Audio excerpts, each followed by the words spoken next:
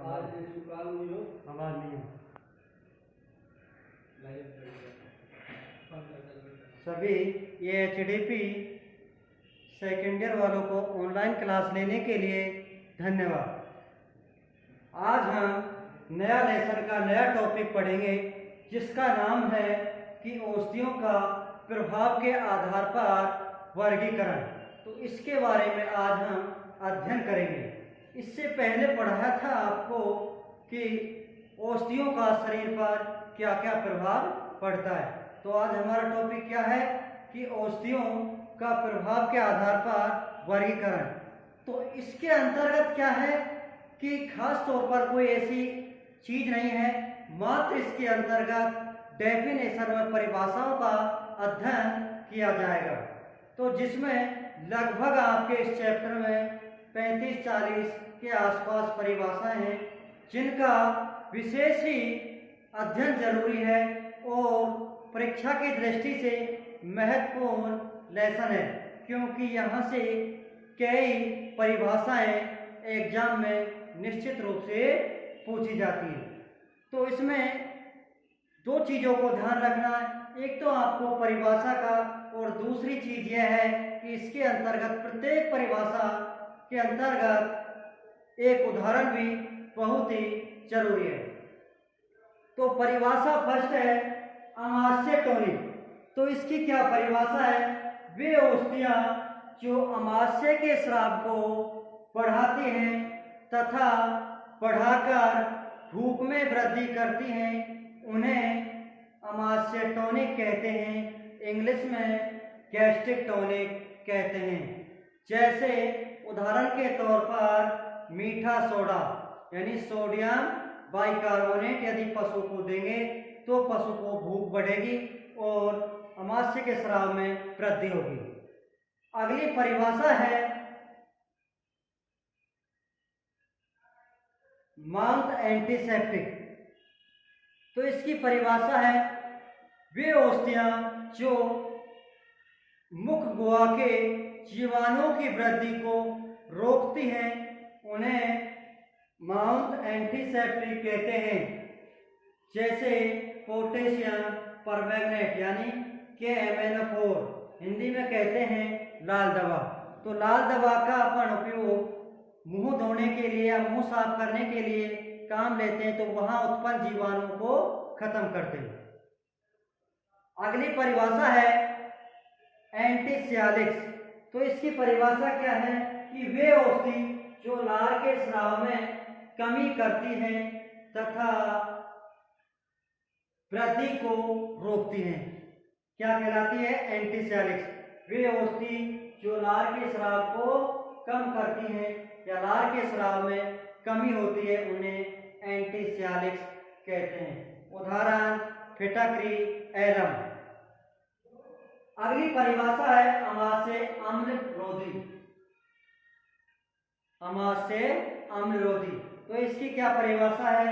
वे औषधियाँ जो पेट की अम्लता को रोकती हैं या कम करती हैं, यानी भूख में कमी लाती हैं और पेट की अम्लता को कम करती हैं, उन्हें अमाशय अम्लरोधी कहते हैं।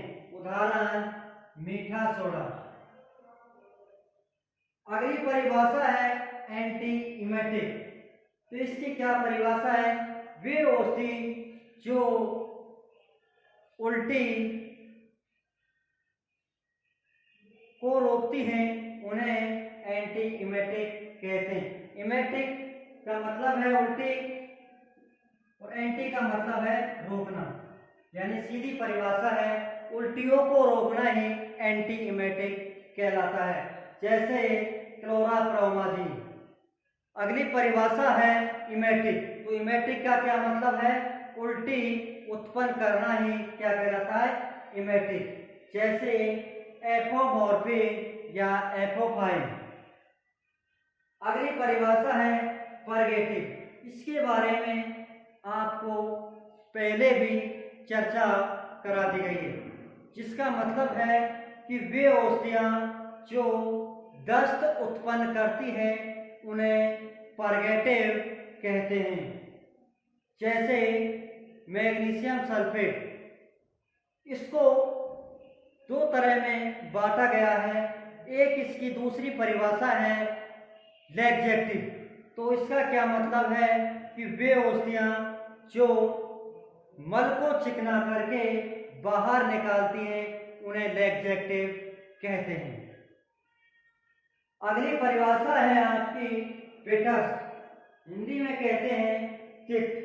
तो वे औषधियाँ जो वनस्पतियों से प्राप्त की जाती हैं तथा उनका कार्य भूख बढ़ाने में होता है, उन्हें पेटस कहते हैं। उदाहरण इलायची, चिरायता आदि। अगली परिभाषा है डिसइंफेक्टेड, हिंदी में कहते हैं विसंक्रमण। तो इसकी क्या परिभाषा है? वे औषधियाँ या पदार्थ जो जीवाणुओं के स्पोरों को रोकती हैं, क्या करती हैं? जीवाणुओं के स्पोरों को रोकती हैं, उन्हें डिसइंफेक्टेड या विसंक्रमक कहते हैं। उदाहरण एक्सरे, यानी जब एक्सरे वगैरह करते हैं तो वहाँ पर ऐसा केमिकल डालते हैं कि वहाँ उत्पन्न स्पोर या जीवाणुओं को खत्म कर सके। अगली परिभाषा है डेसिकेंट, हिंदी में कहते हैं शुष्कम। तो डेसिकेंट किसे कहते हैं? वे औषधियाँ जो घावों को सुखाने का कार्य करती हैं या घावों को सुखाती हैं, उन्हें डेसिकेंट कहते हैं। जैसे बोरिक एसिड। अगली परिभाषा है आपकी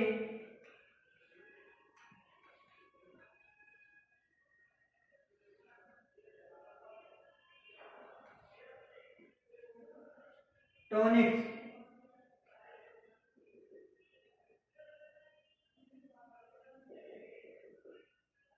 तो इसकी क्या परिभाषा है? वे औषधियाँ जो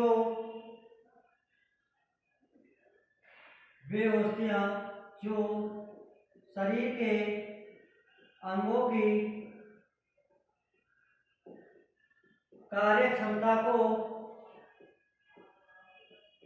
बढ़ा देती हैं, उन्हें टॉनिक कहते हैं।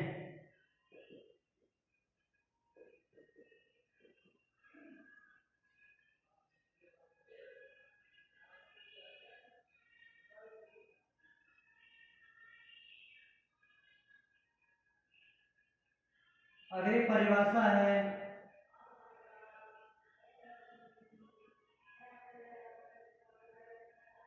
स्टोमैचिक्स।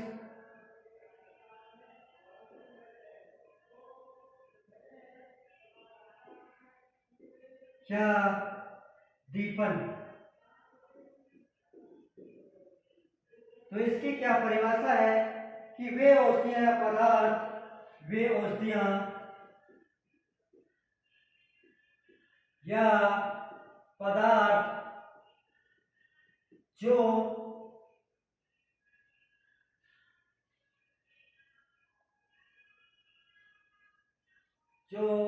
जठर रस के स्राव को या स्राव में बढ़ोतरी करती हैं, उन्हें स्टोमैचिक्स कहते हैं।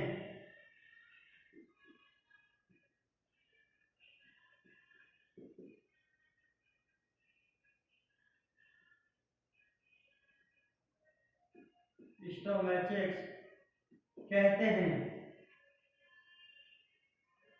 उदाहरण चिरायता।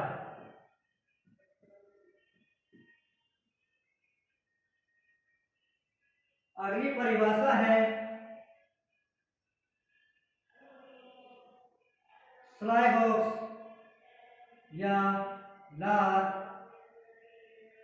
स्राव वर्धक।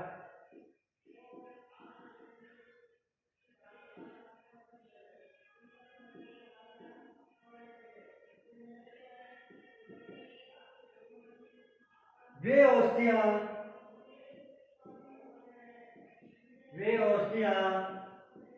जो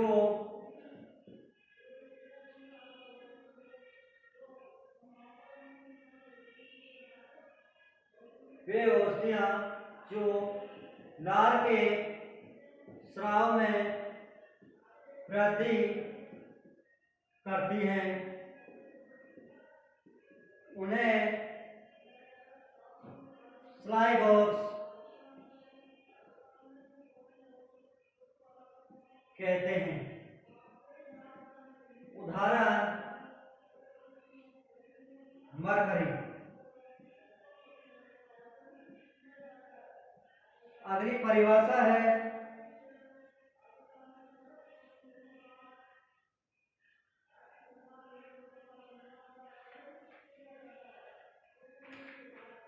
एंथैल्मेटिक्स।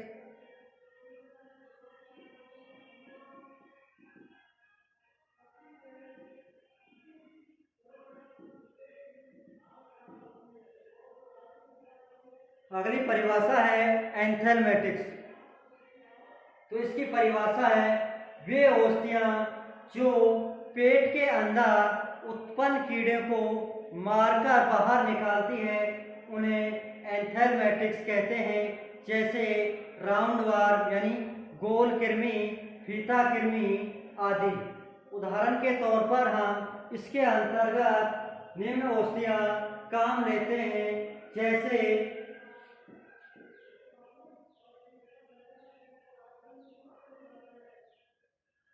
एल्बेंडाजोल,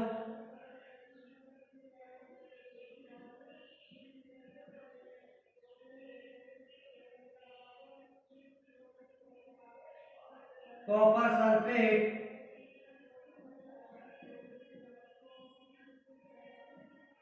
आदि।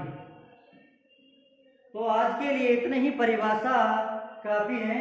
तो एंथैल्मेटिक्स की क्या परिभाषा है कि वे औषधियाँ जो पेट के अंदर उत्पन्न कीड़ों को या पैरासाइटों को मारकर बाहर निकालते हैं उन्हें क्रेमीदार कहते हैं। तो उनके अंतर्गत कौन सी औषधि काम लेते हैं? एल्बेंडाजोल, फेल्बेंडाजोल, कॉपर सल्फेट आदि। तो आपकी 14-15 परिभाषा के आसपास अध्ययन हो चुका है। अगली क्लास में हम अन्य परिभाषाओं को अध्ययन करेंगे। तो आज के लिए इतना ही काफ़ी। सभी को ऑनलाइन क्लास लेने के लिए धन्यवाद।